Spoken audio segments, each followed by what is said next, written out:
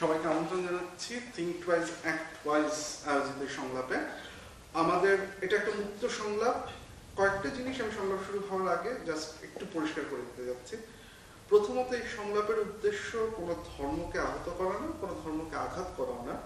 আমরা মূলত যেটা বুঝতে চাচ্ছি যে আমাদের যে সমাজ, যেটাকে আমরা প্রচন্ড সহনশীল টলারেন্ট একটা সমাজ হিসেবে দেখে থাকি, সেই সহনশীলতার আসলে মাত্রাটা কতটুকু, সেই সহনশীলতার চেহারাটা কিরকম, এবং বিভিন্ন ধর্মের মানুষজন যারা আমাদের এই দেশে বসবাস করছেন তারা এই সহনশীলতাটাকে কিভাবে দেখে, কতটুকু তারা ফেস করেন অসহনশীলতা, এবং সেটাকে আসলে আমরা কিভাবে এটা নিয়ে আমরা কাজ করতে পারি, এটাকে ডিল করতে পারি।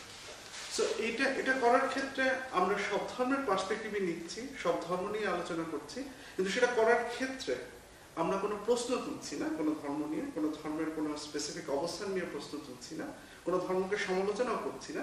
আমরা শুধুমাত্র বুঝতে চাচ্ছি অবস্থাটা কিরকম বাংলাদেশে এবং কি করা যেতে পারে এই অবস্থার উত্তরণের ক্ষেত্রে। তো আমার সাথে যারা আছেন এখানে, আমি তাদের পরিচয় করিয়ে দিচ্ছি না, বরং আমরা এইভাবেই আমাদের আলোচনাটা শুরু করি। আমরা কিছু স্পেসিফিক ইস্যু নিয়ে আমরা কথা বলবো। তো প্রথমত আমি আলোচনাটা শুরু করতে চাচ্ছি, আমি ফ্লোরটা ওপেন করে দিতে চাচ্ছি, এবং কথা আমার সামনে যারা বসে আছে আশেপাশে ওরাই বলবে, আমি জাস্ট আলোচনার সূত্রগুলো ধরিয়ে দেবো। আমি আলোচনাটা শুরু করতে চাই এই জায়গাটা থেকে, যে আমরা বিভিন্ন সময় বিভিন্ন জায়গায় বলে থাকি যে বাংলাদেশ সহনশীল দেশ, এখানে সাম্প্রদায়িক সম্প্রীতির একদম পরাকাষ্ঠা আমরা দেখতে পাই, সকল ধর্মের মানুষ এখানে সুখে শান্তিতে বসবাস করতে পারে। কিন্তু আসলে চেহারাটা কিরকম? অন্যান্য ধর্মাবলম্বী যারা আছেন তারা আসলে ছোটবেলা থেকে আজ পর্যন্ত বড় হওয়ার ক্ষেত্রে কি ধরনের ডিফিকাল্টি বা কি ধরনের ঝামেলা তাদের ফেস করতে হয়েছে, এবং সেটার মাত্রাটা এই বিগত কয়েক বছর যাবৎ বেড়েছে বা কমেছে, এই জিনিসটা আমি আসলে শুরুতে বুঝতে চাচ্ছি। তো আমি তোমার কাছে পরে আসি, আমি একটু আগে এদিক থেকে শুরু করি, যে কি অবস্থা বা কি মনে হচ্ছে। আমার কাছে যেটা ব্যক্তিগতভাবে মনে হয়েছে যে অসাম্প্রদায়িক চেতনাটা, এটা মনে হয় আমাদের বাংলাদেশের প্রেক্ষাপটে শুধুমাত্র মুষ্টিমেয় কিছু জায়গার মধ্যে সীমাবদ্ধ, বা আরো নির্দিষ্ট করে বললে মুষ্টিমেয় কিছু মানুষের কাছে, যারা হয়তো বা একটু বাম চর্চা করে বা যারা একটু অনেক বেশি পড়াশোনা করেছে, পড়াশোনাটাকে আত্মস্থ করেছে, শুধু তাদের মধ্যেই মনে হয় অসাম্প্রদায়িকতার চেতনাটা রয়েছে। আমি ব্যক্তিগতভাবে যেটা লক্ষ্য করেছি, আমার হাই স্কুল, প্রাইমারি স্কুল এবং বিশ্ববিদ্যালয় পর্যায়ে এসেও যে সাম্প্রদায়িকতাটা খুব ভালোভাবে আমাদের মধ্যে গেঁথে রয়েছে। একটু জাস্ট আমি ইন্টারফেয়ার করি, তোমার স্কুল কলেজ এটা কি ঢাকা না ঢাকার বাইরে? আমার এটা ঢাকার বাইরে।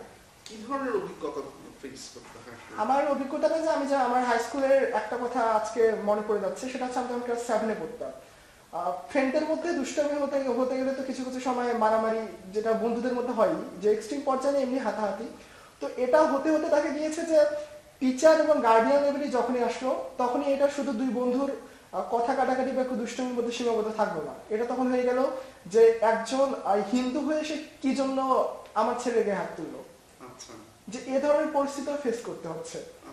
এবং সেটা তো আমার অতীতের কথা। আমি যদি এখন আমার বিশ্ববিদ্যালয়ের জীবনের কথা বলি, আমি যে হলে থাকি, যখনই কেউ বলে নামটা শুনে, তারপরেই তার মাথায় যে প্রথম কোয়েশ্চেনটা আসে, ও আচ্ছা তার মানে তুমি ওই হলে থাকো।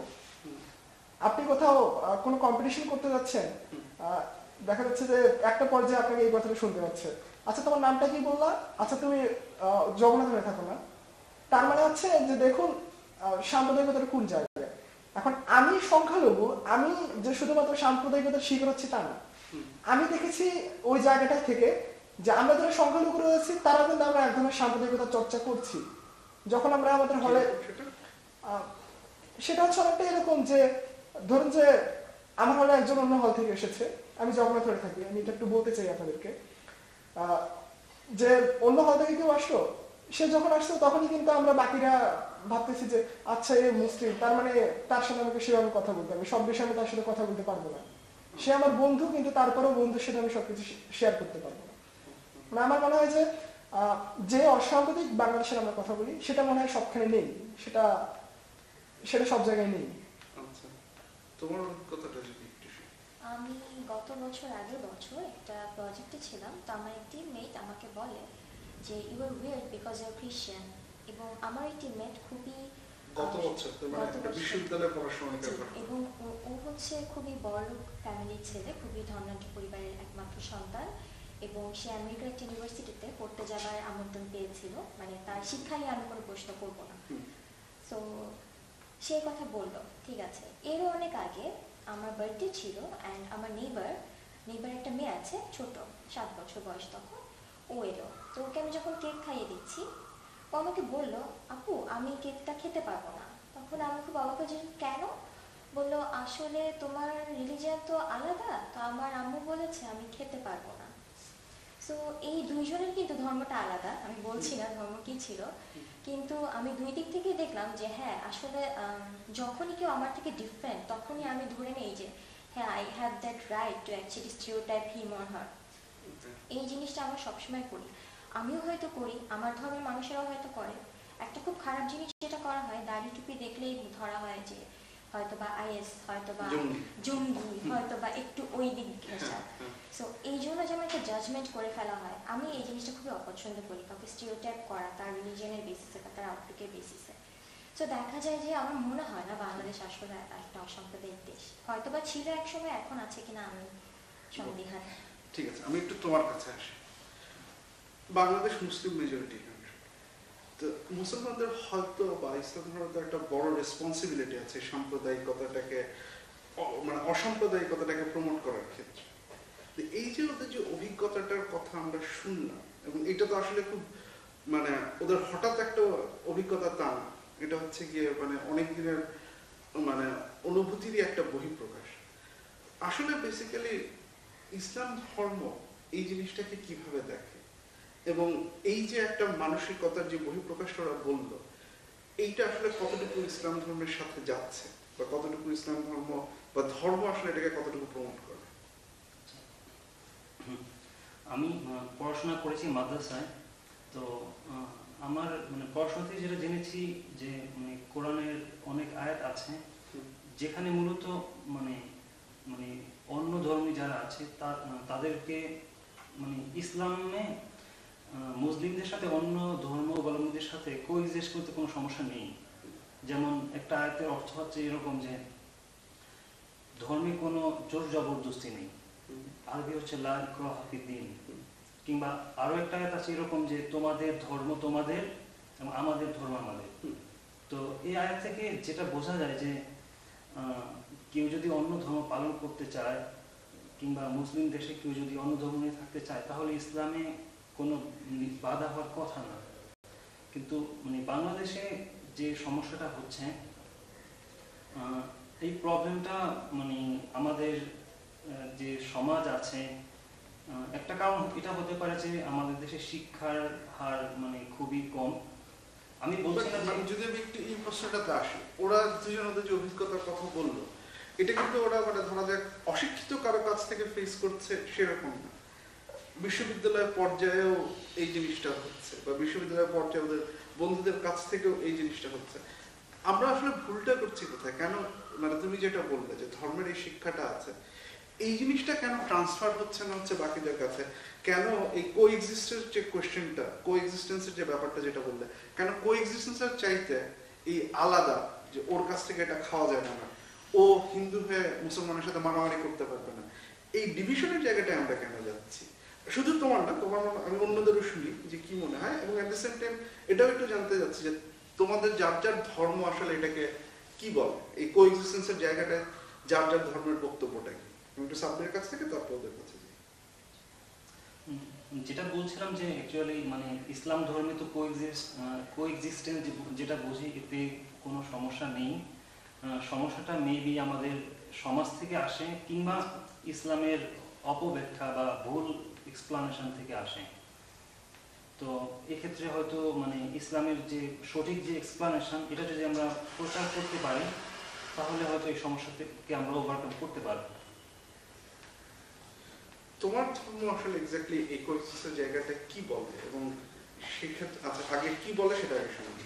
আচ্ছা, আমি তো ব্যক্তিগতভাবে একজন সনাতন ধর্মাবলম্বী। তো আমার ধর্ম যেটা বলে কোএক্সিস্টিং এর ক্ষেত্রে, সেটা হচ্ছে সবাই একসাথে অবশ্যই থাকতে পারে। এখানে যেটা করতে হবে পরমত সহিষ্ণুতা, যে আমি একজন সনাতন ধর্মাবলম্বী হতে পারি যে আমি সংখ্যাগরিষ্ঠ, আমার পাশে একজন মুসলিম থাকতে পারে, একজন খ্রিস্টান থাকতে পারে, একজন বুদ্ধিস্ট থাকতে পারে। আমার দায়িত্বটা হচ্ছে তাকে নিয়ে থাকা, তাদের নিরাপত্তার বিষয়টুকু আমাকে দেখতে হবে, যেহেতু আমি এখানে সংখ্যাগরিষ্ঠ। কারণ তারা অবশ্যই ফিল করতে পারে যে আমি সংখ্যালঘু, আমার দ্বারা নির্যাতিত হওয়া তাদের একটা আশঙ্কা থাকতে পারে। সেক্ষেত্রে দায়টা নিতে হবে আমাকে, তাদের নিরাপত্তার বিষয়টি। আর আমার ধর্ম থেকে কখনোই এরকম কোনো কিছু বলে না যে একজন মুসলিমের সাথে একজন হিন্দু একসাথে চলাফেরা করতে পারবে না, একসাথে খেতে পারবে না, বা যে এখানে একটু আমি ইন্টারফেয়ার করি। তুমি যে কথাটা বলছিলে একটু আগে, এটা খুব ইন্টারেস্টিং যে বাট এলিয়েনেটেড হতে হতে তোমার একটা ফ্রেন্ড মুসলমান হওয়ার পরে সে যখন তোমার হলে আসছে, তুমি এখন তার সাথে একটু অন্যরকম ব্যবহার করতে হচ্ছে, বা এটা আসছে যেটা বেসিক্যালি তোমার ধর্ম সাপোর্ট করে না বলছো, বাট সেই অনুভূতিটা চলে আসছে তোমাদের মধ্যে। হ্যাঁ, এটা চলে আসছে, এবং এই চলে আসার পিছনে সবচেয়ে যেটা বড় কারণ সেটা হচ্ছে ধর্মের যে জায়গাটা উৎস। আমি ইহুদি ধর্ম বা অন্য কোনো ধর্মে যাচ্ছি না, আমরা ইসলাম, সনাতন, বৌদ্ধ এবং হচ্ছে আমরা খ্রিস্টান, এই 4টা মূল ধর্মের যদি কথা বলি, দেখুন প্রত্যেকটার উৎপত্তি আজ থেকে 1500 বছর আগে। তো এরপর ধীরে ধীরে সমাজে এই 1500 বছর পথ অতিক্রম করতে করতে বিকৃত হতে হতেই এমন একটা জায়গায় এসে গিয়েছে যে আমরা অন্যকে আর মানুষ হিসেবে, যেখানে আমার ধর্ম বলছে যে সবাইকে মানুষ হিসেবে দেখো, আমি তাকে মানুষ হিসেবে দেখছি না। আমি তাকে দেখছি একজন খ্রিস্টান হিসেবে, একজন মুসলমান হিসেবে, একজন বুদ্ধিস্ট হিসেবে। তো আমি আমার হলের যে কাহিনীটা বললাম, আমি এখানে সবচেয়ে বড় যেটা কাজ করেছে সেটা হচ্ছে মাঝখানে একটা, আমার এবং আমার ধর্মের মধ্যে মাঝখানে একটা স্বার্থান্বেষী মহলের সৃষ্টি হয়ে গিয়েছে, যারা ধর্মকে ব্যবহার করছে নিজেদের স্বার্থ সৃষ্টির জন্য, আর এই স্বার্থ সিদ্ধির মাধ্যম হিসেবে ব্যবহার করছে আমাকে, যার কারণে আজকে অবস্থাটা। তোমার আমার যতটুকু আমি জানি যে there is only two rule according to Bible, love thy neighbor এবং হচ্ছে forgive and forget। তো এটা যদি হয় যেখানে কিনা ধর্মীয় কোনো পার্থক্য বা কেউ যদি তোমার অন্য ধর্মের হয়ে থাকে তাকে কিভাবে ট্রিট করো সেটা নিয়ে কিন্তু বলা হয়নি। এখানে নেইবার বলতে বলা হচ্ছে যে কোনো মানুষ, regardless of their caste, their race ও রিলিজিয়ান। সো এই শিক্ষাটা যদি আমরা পেয়ে থাকি যে we have to love everyone and forgive and forget, so তাহলে তো এই ধরনের কোনো অ্যালিনেট করার কোনো প্রশ্নই আসে না। তবুও আমরা করছি বিকজ আমরা হয়তো বা মিনিংটাই বুঝি না, অথবা আমরা আমাদের মতো করে করে নিচ্ছি। ইসলামকে বুঝতে হলে তো আমাদের প্রফেটের জীবনটা দেখতে হবে। প্রফেট যখন মদিনায় ছিলেন তখন মদিনায় ইহুদিদের অনেকগুলো গোত্র ছিল এবং তারা মুসলিমদের সাথে শান্তি চুক্তি করেছিল।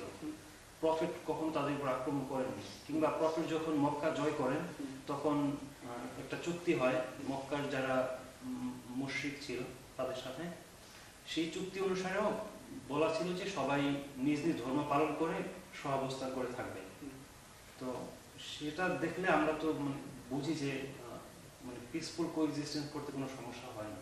আচ্ছা, আমি যদি মূল কথা বুঝে থাকি, তোমাদের তিনজনের কথা যে তিনজনের ধর্মের কোএক্সিস্টেন্সটাকে এবং এই আলোচনা করাটাও একটু ডিফিকাল্ট, কারণ আমরা আসলে ইন্টিগ্রেশন নিয়ে কথা বলছি না, আমরা কোএক্সিস্টেন্স নিয়ে কথা বলছি।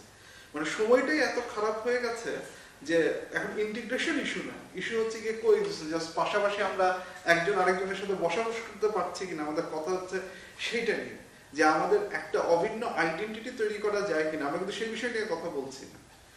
এখনকার সময়ে দুঃখজনক ভাবে এই কোএক্সিস্টেন্সটাই হয়ে যাচ্ছে হচ্ছে গিয়ে সবচেয়ে বড় সমস্যা, এবং অভিজ্ঞতা শুনে যা বুঝলাম যে কোএক্সিস্টেন্সের জায়গাতেই হচ্ছে গিয়ে একটা বড় ধরনের সমস্যা হচ্ছে।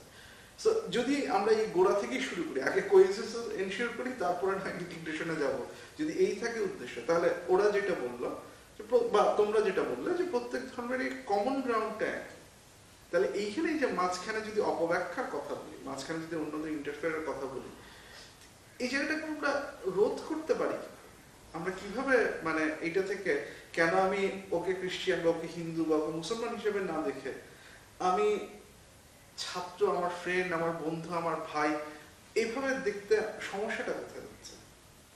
আদৌ কি এটা থেকে বেরোতে হবে? যেমন তোমরা যেটা বললে যে বাংলাদেশ এখন আসলে অসাম্প্রদায়িক কিনা, এটা নিয়ে সন্দেহ আছে। যদি আসলে সিচুয়েশনটা এরকম, এটা থেকে বের হয়ে আসার উপায় কি আছে আদৌ কোনো? তোমাদের অভিজ্ঞতা